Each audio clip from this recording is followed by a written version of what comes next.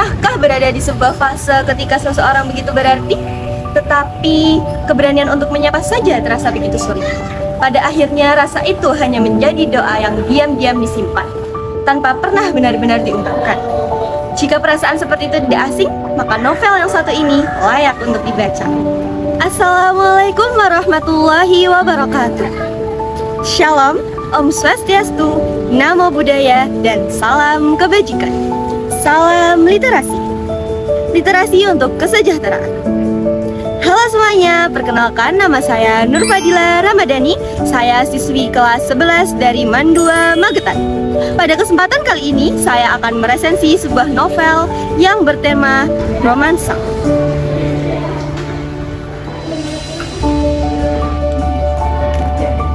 Novel episode Mengagumimu merupakan karya Raditya Viana, diterbitkan oleh KMO Indonesia dengan ketebalan 110 halaman. Sampulnya menampilkan nuansa senja dengan hamparan bunga matahari, memberi kesan hangat sekaligus melankolis, seolah menjadi gambaran dari isi cerita yang penuh rasa namun tetap menenangkan. Novel ini mengisahkan perjalanan seseorang yang diam-diam mengagumi orang lain. Tokoh utama harus berhadapan dengan harapan, keraguan, dan kenyataan bahwa tidak semua perasaan harus berakhir dengan memiliki. Melalui berbagai episode kehidupan, pembaca diajak memahami bahwa mengagumi seseorang bukan hanya mengungkapkan cinta, tetapi tentang belajar, menerima, mengikhlaskan, dan bertumbuh menjadi pribadi yang lebih dewasa.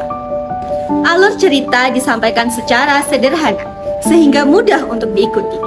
Konfliknya pun terasa begitu dekat dengan kehidupan remaja, terutama bagi mereka yang pernah menjadi silent admirer. Karena itulah kisah di dalam novel ini terasa begitu relevan dan mampu membangun kedekatan emosional dengan pembaca.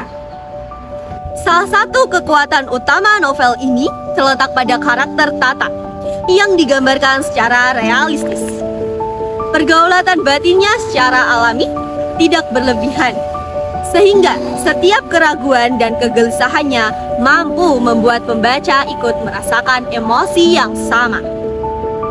Selain itu, gaya bahasa Raditya Viana menjadi daya tarik tersendiri. Kalimat-kalimatnya sederhana, tetapi puitis dan penuh makna. Salah satu kutipan paling berkesan berbunyi, mencintai tidak harus memiliki, cukup diabadikan. Karena terkadang kita ditakdirkan tidak untuk memiliki seseorang, tetapi ditakdirkan untuk menceritakannya. Kutipan tersebut menjadi inti dari keseluruhan cerita, bahwa cinta tidak selalu diukur dari kebersamaan, melainkan dari ketulusan menerima kenyataan. Meski demikian, novel ini juga memiliki beberapa kekurangan. Tempo cerita cenderung berjalan lambat pada beberapa bagian, karena lebih banyak menampilkan monolog batin tokoh utama. Bagi pembaca yang menyukai konflik cepat atau alur yang penuh kejutan, bagian tersebut mungkin terasa sedikit berlarut-larut. Namun, justru ritme yang tenang itulah yang membuat proses memahami perasaan setiap tokohnya menjadi lebih mendalam. Secara keseluruhan, episode Mengagumimu merupakan novel yang ringan, puitis, dan syarat makna.